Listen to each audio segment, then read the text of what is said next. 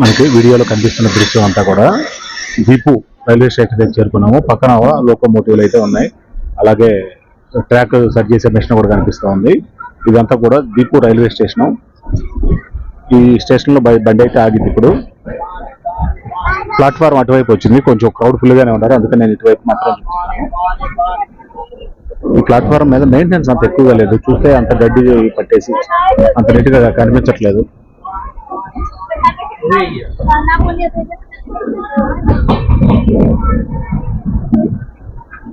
Deepu railway station అటు నుంచి వచ్చే ఎంట్రన్స్ అది, అలాగే అటువైపు ఒక ఎంట్రన్స్.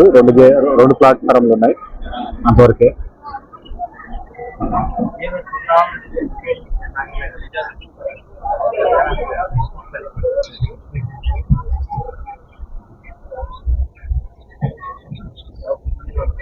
ఇప్పుడు కేవలం 2 నిమిషాలు మాత్రం ఆగింది. క్రౌడ్ అయితే బాగానే ఉన్నారు, గట్టిగానే కనిపిస్తున్నారు. ఇటే వచ్చింది ప్లాట్ఫారం.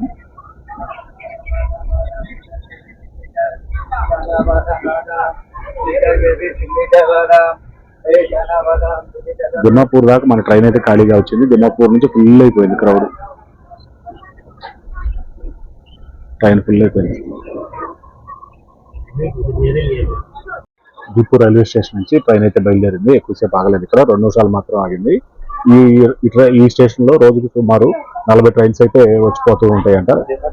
ముఖ్యంగా Dibrugarh Rajdhani express, Brahmaputra mail, Kamrup express, Janshatabdi express, Donyi Polo express, ఈ ప్రధాన ఎక్స్ప్రెస్ నడుస్తుంటే మిగతా ప్యాసింజర్ నడుస్తాయంట.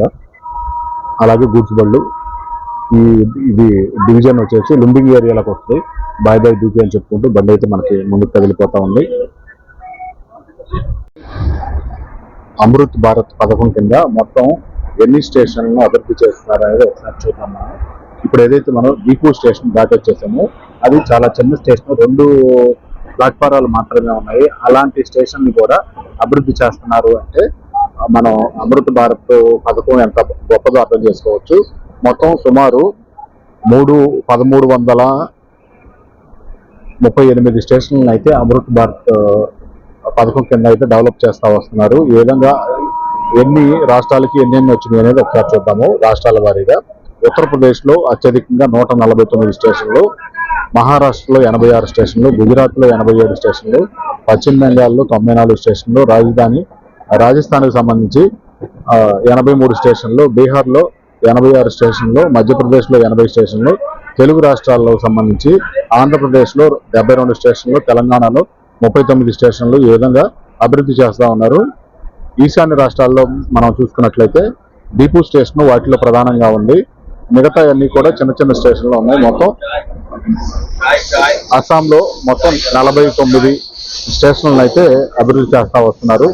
ఈ విధంగా మిగతా అస్సాం తప్పితే మిగతా ఈశాన్య రాష్ట్రాల్లో ఇప్పటికి ఇంకా రైల్వే లైన్లు అనేవి అంత కరెక్ట్గా ఇంకా లేవు కాబట్టి వాటిని ఇంకా అభివృద్ధి చేయడం కుదరలేదు. కాబట్టి ఇప్పుడు ఉన్న వాటిలో అస్సాంకు సంబంధించి సుమారుగా 49 స్టేషన్లు అయితే అభివృద్ధి చేస్తున్నారు. వాటిలో దీపు స్టేషన్ ఒకటి.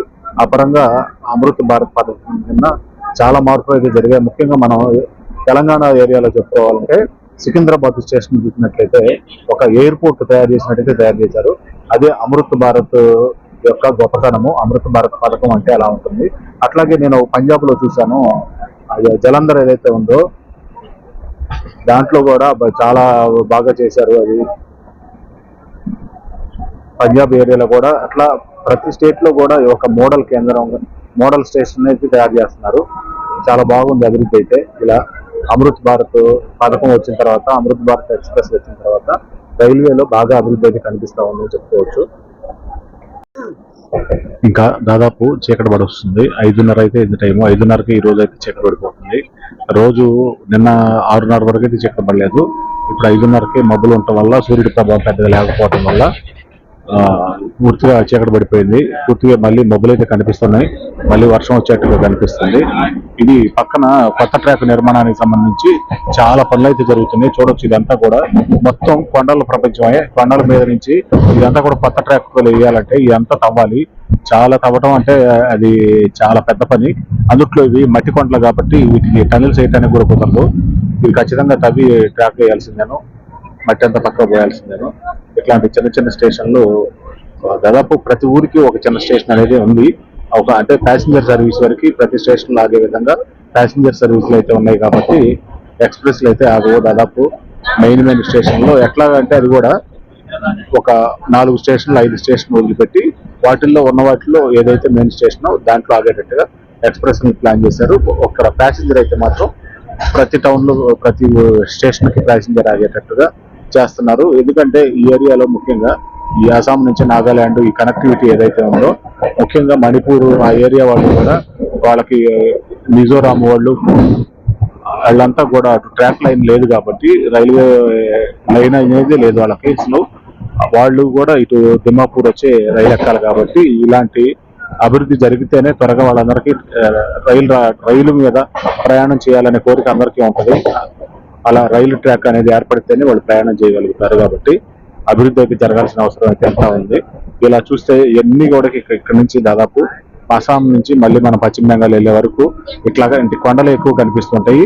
చాలా అరుదుగా విశాలమైన మైదానాలు అయితే కనిపిస్తూ ఉంటాయి. ఎక్కువ కొండల ప్రాంతమే ఉంటుంది ఇదంతా కూడా. ఇంకా లైట్ ఫెయిల్ అయిపోతుంది కాబట్టి నేను ఇంకా స్టేషన్ల వరకే చూపించే ప్రయత్నం చేస్తాను. బయట లొకేషన్స్ చూపించడం కుదరదు కాబట్టి ఇలా మనము అస్సాం అవధ్ ఎక్స్ప్రెస్ లో ప్రతిరోజు జర్నీ చేసే తూర్పు నుంచి పశ్చిమానికి, పశ్చిమాన్ని నుంచి తూర్పుకి జర్నీ చేసే ఎక్స్ప్రెస్ అయితే జర్నీ చేస్తున్నాము. 3200 కిలోమీటర్లు. సేమ్ ఇది కూడా ఈ అవధ్ ఎక్స్ప్రెస్ లో పేరుతోటి అస్సాం అవధ్ ఎక్స్ప్రెస్ తోటి అటు నుంచి 4 బళ్ళు, ఇటు నుంచి 4 బళ్ళు నడుస్తా ఉన్నాయి. 8 బళ్ళు నడుస్తా ఉన్నాయి. ఇలా ట్రాక్ కు సంబంధించి కొత్త లైన్ల పనులు అయితే ఈ విధంగా జరుగుతూ ఉన్నాయి. ఇది ఇలా చూస్తే ఎంత దూరం వెళ్ళినా కూడా ఈ పండ్లు కనిపిస్తానే ఉంటాయి. దాదాపు బ్రహ్మపుత్ర నది వరకు కూడా పండ్లే ఉంటాయి. బ్రహ్మపుత్ర నది కూడా ఏదైతే బ్రిడ్జి ఉందో ఆ రోడ్ కమ్ రైల్ బ్రిడ్జి, అది కూడా కొండల మధ్య నుంచే వేశారు దాన్ని. ఆ నది కూడా అంత కొండల మధ్య నుంచే పారుతా ఉంటుంది. ముఖ్యంగా గౌహటిలో కానీ కామాఖ్యలో కానీ, కామాఖ్య అమ్మవారి టెంపుల్ కొండల పక్కన కూడా బ్రహ్మపుత్ర నది ప్రవహిస్తూ ఉంటుంది. దాదాపు అన్ని కొండలే ఉంటాయి. కామాఖ్య టెంపుల్ కి సంబంధించి ఆ కొండలు కూడా 4-5 కిలోమీటర్ల విస్తీర్ణంలో ఉండే ఆ కొండలు కూడా కామాఖ్య అమ్మవారి.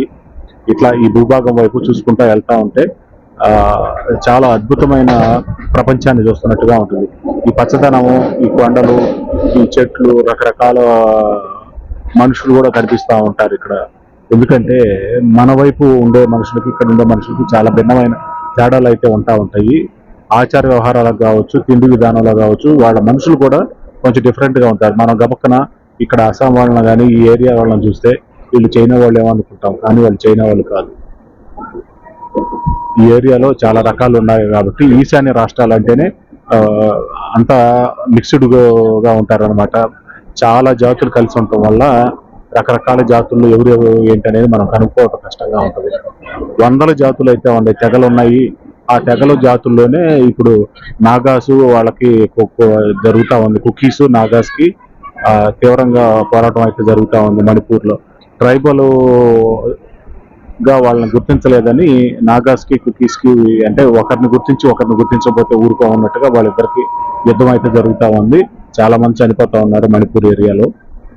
ఇప్పుడు జస్ట్ మనం నాగాలాండ్ నుంచి అస్సాంలోకి వచ్చేసాం కాబట్టి ఇంకా మిజోరాం, మణిపూర్, ఆ మేఘాలయ ఏరియా ఇప్పుడు వెళ్ళలేదు కాబట్టి ఇంకొకసారి వెళ్ళే ప్రయత్నం చేద్దాం. త్రిపుర వెళ్ళొచ్చు. త్రిపుర బ్రహ్మాండంగా ఉంటుంది, మేఘాలయ బ్రహ్మాండంగా ఉంటుంది, నాగాలాండ్ ఓకే బాగానే ఉంటుంది, మిజోరాం బాగానే ఉంటుంది. మణిపూర్ ఒక్కటే కొంచెం మైనస్ గా కనిపిస్తా ఉంది ఇప్పుడు. అది ఒక్కటే వదిలేసి మిగతా రాష్ట్రాలు చూడవచ్చు. అరుణాచల్ ప్రదేశ్ బ్రహ్మాండంగా ఉంటుంది. తర్వాత సిక్కిం చూడవచ్చు, సిక్కిం బ్రహ్మాండంగా ఉంటుంది. అయితే ఈ 7 అక్క చెల్లెల రాష్ట్రాల్లో 7 సిస్టర్స్ అనే వాటిలో సిస్టమ్ ఈ సిక్కిం అనేది పూర్తిగా వేరే ఉంటుంది. సిస్టమ్ పూర్తిగా వేరుగా ఉంటుంది. సిక్కింకి సంబంధించి ఏదైతే రాజుగారు పరిపాలన జరిగిందో రాజుకు సంబంధించి ఈ 7 రాష్ట్రాలు మన దగ్గర ఉన్న తర్వాత సిక్కిం అనేది ఏర్పడింది కాబట్టి ఈ 7 సిస్టర్లో సిక్కిం అనేది లెక్కేరు. అరుణాచల్ ప్రదేశ్ మొదటిది, తర్వాత అస్సాం రెండవది, తర్వాత త్రిపుర మూడవది, తర్వాత మిజోరాము 4వది, మేఘాలయ 5వది, నాగాలాండ్ 6వది, లాస్ట్ మణిపూర్ లెక్కేసుకోవాలి. అట్లాగే ఇప్పుడు కూడా పరిస్థితి అట్లాగే ఉంది. మణిపూర్ వాళ్ళు అట్లాగే వెనకబడిపోతున్నారు. మిగతా ఈశాన్య రాష్ట్రాలన్నీ డెవలప్ అవుతాయి కానీ మణిపూర్ మాత్రం అట్లాగే ఆగిపోయింది. వీళ్ళు ఈ విధంగా కొట్లాడుకుంటా ఉంటే ముందు వాళ్ళకి తినడానికి కూడా దొరకని పరిస్థితి వచ్చింది. కొద్దిగా చూడొచ్చు, కొద్దిగా సన్సెట్ కు సంబంధించి కొంచెం అయితే కనిపిస్తుంది, పూర్తిగా కనపట్లేదు. కొద్దిగా సన్సెట్ని చూసే అవకాశం అయితే దొరికింది మనకి. 5:30 సమయంలో సన్సెట్ పూర్తిగా చీకటి పడిపోతుంది ఉండే కొద్ది. ఇంకా లొకేషన్ చూపించడం కూడా కుదరదు కాబట్టి నేను రైల్వే స్టేషన్స్ వరకే చూపించే ప్రయత్నం అయితే చేస్తాను. మనకి వీడియోలో కనిపిస్తున్న దృశ్యం అంతా కూడా లంబింగ్ ఏరియాకి అయితే వచ్చేసాము. ఇదంతా కూడా ఒక డివిజన్ ఏరియా కాబట్టి ఇదంతా కూడా ట్రాక్లు చూడొచ్చు, వెడల్పు ఎంత దూరం ఉందనేది. అలాగే సర్వీస్కి సంబంధించి లోకోమోటివ్లు సర్వీస్ చేయడానికి కావచ్చు, కోచ్లన్నీ సర్వీస్ చేయడానికి కావచ్చు, ఇలా పెద్ద పెద్ద ఏరియా అయితే ఉంటుంది. ఈ లంబింగ్ ఏరియా అంతా కూడా లంబింగ్ డివిజన్ కాబట్టి ఇదంతా కూడా గౌహతికి సంబంధించి ఇవన్నీ సపోర్టింగ్ డివిజన్లుగా ఉన్నాయి. ప్రధానంగా అవతల వైపు కనిపించే షెడ్లన్నీ చూడొచ్చు. ఆ షెడ్లన్నీ కూడా ఈ రైల్వే డిపార్ట్మెంట్కి సంబంధించినవి. మనకి ప్లాట్ఫారం రైట్ సైడ్ వచ్చినట్టుంది, నేను ఇటువైపు ఉన్నాను. చూడొచ్చు లంబింగ్ బోర్డు అంతా క్లీన్ గానే ఉంది. ఒక లోకోమోటివ్ కనిపిస్తుంది.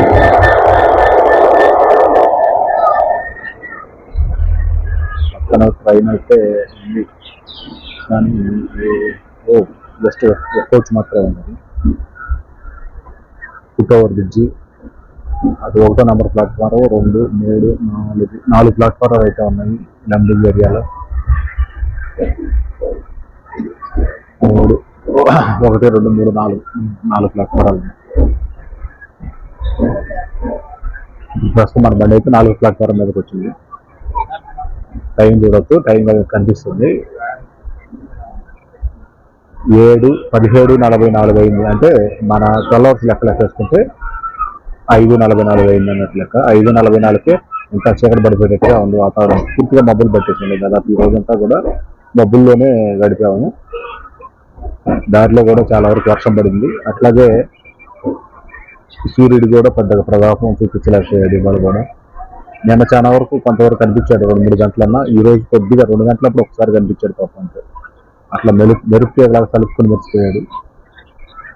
బాగుంది ఇటు వాతావరణం అంతా కూడా, ఇలా చల్లబడిపోయింది మొత్తం.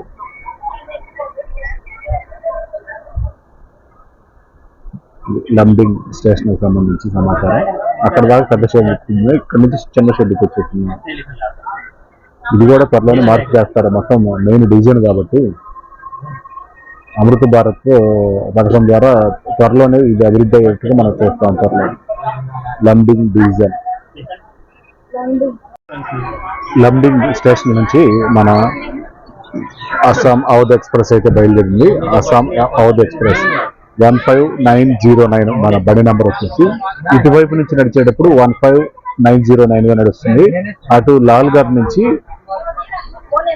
దిబ్రూగఢ్కి వచ్చేటప్పుడు 15910గా నడుస్తూ ఉంటుంది. ఈ విధంగా ప్రతిరోజు నడిచే సర్వీస్ తోటి అతిపెద్ద నెట్వర్క్ గా ఈ బండి అయితే ఎక్కువగా ప్రజాదరణతో నడుస్తూ ఉంది. పూర్తిగా తూర్పు భారతదేశం నుంచి పశ్చిమ భారతదేశానికి కలుపుతూ ప్రతిరోజు ఇంత సేవలు అందిస్తుందంటే అది కూడా బ్రిటిష్ వాళ్ళ కాలంలోనే ఇది ఓపెన్ చేయడం జరిగింది. అప్పటి నుంచి ఇప్పటికి కంటిన్యూగా నడుస్తూనే ఉంది బండి.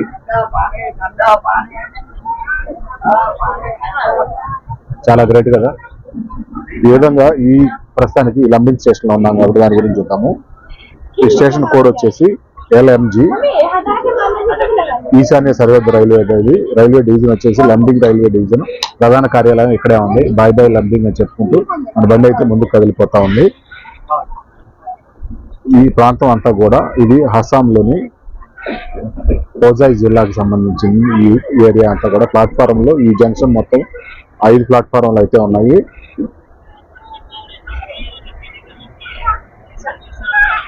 చారిత్రాత్మకంగా చూసినట్టయితే అస్సాం బెంగాల్ రైల్వే కాలంలో నిర్మించిన భారతదేశంలోని అత్యంత పురాతనమైన రైల్వే స్టేషన్లో ఇది ఒకటంట.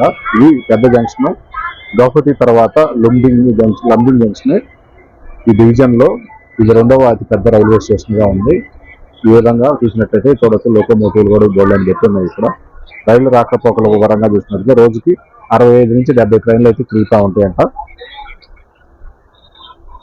లంబింగ్ కి సంబంధించి సమాచారము. ఇక్కడ నుంచి ముందుకైతే వెళ్ళిపోతా ఉన్నాము. ఇక్కడ నుంచి వచ్చే స్టేషన్ లో గౌహతి వరకు కూడా చిన్న చిన్న స్టేషన్లే వస్తూ ఉంటాయి. మధ్యలో పెద్ద స్టేషన్లు ఎక్కువగా లేవు. తర్వాత గౌహతి మాత్రమే పెద్ద స్టేషన్ గా ఉంది. గౌహతికి సపోర్టింగ్ స్టేషన్ గా ఉన్న కామాఖ్య మరొక స్టేషన్గా ఉంది. గౌటి కామాఖ్య రెండు కలిసే ఉంటాయి కాబట్టి ఇది ప్రస్తుతానికి లైట్ ఫెయిల్ అవ్వకముందు మనం ఇవ్వగలిగిన సమాచారం వరకు ఇచ్చుకుంటూ వచ్చాము. ఇక్కడి నుంచి చీకటి పడిపోతుంది కాబట్టి నేను రైల్వే స్టేషన్ వరకు చూపించగలుగుతాను, పక్కన లొకేషన్ చూపించలేను కాబట్టి. మనకి ముందు వస్తున్న స్టేషన్ అయితే లంక స్టేషను. మనం గబుక్కన లంక అనుకోగానే శ్రీలంక లాంటి అనుకుంటాము, కానీ ఈ లంక అనే పేరుతోటి, లంక గ్రామాల పేరుతోటి బోల్డ్ ఏరియాల్లో బోల్డ్ పేర్లు అయితే ఉన్నాయి. మన ఆంధ్రప్రదేశ్లో కూడా సముద్రపు అంచున లంక గ్రామాలని, దివిసీమల వైపు కూడా లంక గ్రామాలని బోల్డ్ లంకలు అయితే ఉన్నాయి. అలాంటి లంకలోనే ఇది కూడా ఒక లంక. ఇది అస్సాంలోని లంక స్టేషను. ఈ స్టేషన్ ముందు రాబోతుంది. ఇది చాలా చిన్న స్టేషనే, జస్ట్ 2 ప్లాట్ఫారాలు మాత్రమే ఉంటాయి. జస్ట్ ట్రైన్ కూడా 2 నిమిషాలు మాత్రమే ఆగిద్ది. ఈ స్టేషన్ కోడ్ వచ్చేసి LKA. ఇప్పటికి బండి మనకి ఉదయం 10 గంటలకి బయలుదేరి ఇప్పుడు 6 గంటల 20 నిమిషాలు అయితే అయింది. 406 కిలోమీటర్లు అయితే ట్రావెల్ చేసింది. ఇప్పుడు ప్రస్తుతం ఉన్న షెడ్యూల్ కంటే కూడా అరగంట లేట్గా నడుస్తుంది. ఇక్కడి నుంచి ముందు పరిస్థితి ఎట్లా ఉండేది చూడాలి. అరగంట లేట్ అంటే పెద్ద లెక్కలేదు కాదు. 400 కిలోమీటర్లకు అరగంట అయింది. ఇక్కడి నుంచి ముందు ఎట్లా టైం కవర్ చేసుకుంటుంది అనేది మనం జాగ్రత్తగా గమనించాలి బండి గురించి. చూడొచ్చు లంకా గ్రామం. లంకా గ్రామంలో కూడా బాగానే ఉన్నాయి. నీళ్ళ ట్యాంక్ చూడండి, పెద్ద ట్యాంక్, ఆల్రెడీ పెద్ద ట్యాంక్ ఉంది, దాని పక్కన మళ్ళీ కొత్త ట్యాంక్ కడుతున్నారు. లంకా స్టేషన్. లంక అనగానే రావణుడు లంక గుర్తొస్తుంటుంది నాకు. ఆ రావణుడి లంక కాదు ఇది. ఇందాక ఏదైతే లుంబింగ్ డివిజన్ నుంచి ఇప్పుడు లంక వరకు మధ్యలో 3 స్టేషన్లు అయితే దాటుకొని రావటం జరిగింది, ఇంటర్మీడియట్ స్టేషన్ లాగా. అట్లాగే దీపు నుంచి చూసినట్లయితే దీపు నుంచి లంబింగ్ కూడా 3 ఇంటర్మీడియట్ స్టేషన్లు అయితే ఉన్నాయి. అట్లాగే దిమాపూర్ నుంచి దీపుకు చూసినట్లయితే 5 ఇంటర్మీడియట్ స్టేషన్లు దాటుకొని రావడం జరిగింది. ఇట్లా ప్రతి okay thank you.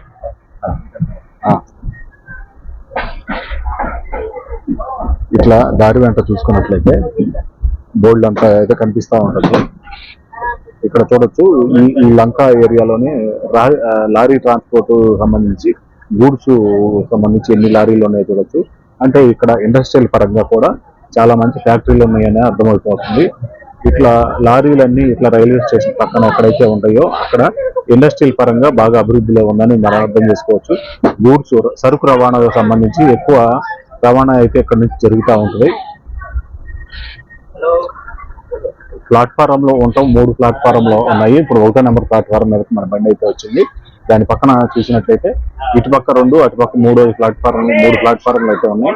Loop lines మాత్రం ఎక్కువ ఉన్నట్టుంది, 4-5 లూప్ లైన్లు అయితే ఉన్నాయి. ఈ విధంగా లంక రైల్వే స్టేషన్కి అయితే మన అస్సాం అవధ్ ఎక్స్ప్రెస్ అయితే చేరుకోవడం జరిగింది. మనకి వీడియోలో కనిపిస్తున్న స్టేషన్ అయితే హోజాయ్ స్టేషన్. ఇది లంక స్టేషన్ దాటిన తర్వాత వచ్చిన నెక్స్ట్ స్టాప్ హోజాయి. దీనిలో 3 ప్లాట్ఫారాలు ఉన్నాయి. 1వ నెంబర్ ప్లాట్ఫారంలో మన ట్రైన్ అవధ్ ఎక్స్ప్రెస్ అయితే ఆగింది. నాకు ప్లాట్ఫారం అటువైపు చూపించడం వీలు పడలేదు, క్రౌడ్ ఎక్కువగా ఉంది కాబట్టి నేను ఇటువైపు చూపిస్తాను. జస్ట్ ఒక్క 2 నిమిషాలు మాత్రమే ఆగి వెంటనే బండి పార్కింగ్ అయితే చేస్తూ ఉంది. వెంటనే బయలుదేరింది బండి. దీనికి సంబంధించి ఇంకో బండి అయితే ట్రాక్ మీదకి వస్తున్నట్టుంది అవతల 2వ నెంబర్ ప్లాట్ఫారం మీదకి.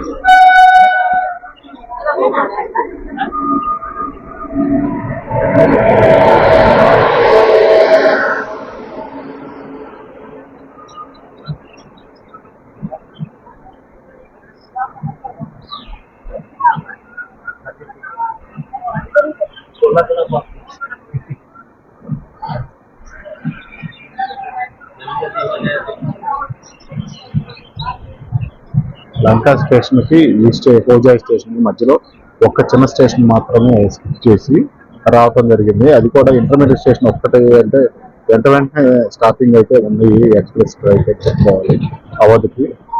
ఇక్కడ హోజాయ్ తర్వాత 4 ఇంటర్మీడియట్ స్టేషన్ దాటుకొని చాపర్ ముక్ జంక్షన్ అయితే చేరుకునేది.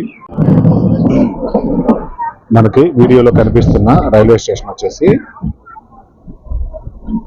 చాపర్ ముక్కు జంక్షన్, ఇది చాపర్ ముక్కు జంక్షన్. ఈ జంక్షన్ లో మొత్తం 3 ప్లాట్ఫారంలు ఉన్నాయి, 4 ట్రాక్లు అయితే ఉన్నాయి. ఆ పక్కన ఇంకా లూప్ లైన్లు అయితే చాలా కనిపిస్తున్నాయి, కానీ ఈ వాడకంలో ఉన్నాయి మాత్రం ఇప్పటికే వాడుతున్నట్టుగా మనకు అర్థమవుతుంది. ఈ చాపర్ ముక్కు ఇది జంక్షన్ వచ్చేసి కోడ్ CPK కోడ్. ఇది ఈశాన్య సరిహద్దు రైల్వే డివిజన్ వచ్చేసి లుంబింగ్ జంక్షన్ లోది, మామూలుగా లుంబింగ్ డివిజన్ లోది. మామూలుగా ఇది సముద్ర మట్టం నుంచి ఎత్తు చూసుకున్నట్టయితే 65 మీటర్ల ఎత్తులో ఉంది. దీనికి సంబంధించి ప్రతిరోజు ట్రైన్స్ ఒక 50 నుంచి 60 లోపు అయితే తిరుగుతూ ఉంటాయి. ఈ పరంగా చాపర్ ముక్కు రైల్వే కనెక్టివిటీ పరంగా చూసుకున్నట్లయితే ఇప్పుడు మనం వస్తున్న లైన్ లుంబింగ్ నుంచి గౌహతి వైపు వెళ్తున్నాము. అలాగే కనెక్టింగ్ రూట్ చూసుకున్నట్లయితే ఇక్కడ నుంచి సెంచోవో జంక్షన్, హైబర్గావ్ మరియు హోజాయి వైపు వెళ్లే లైన్లు విడివిడిగా వెళ్తాయంట. ఇది దీనికి సంబంధించి మన ప్లాట్ఫారం అయితే అటువైపు వచ్చింది. చాలా చిన్న స్టేషనే కాబట్టి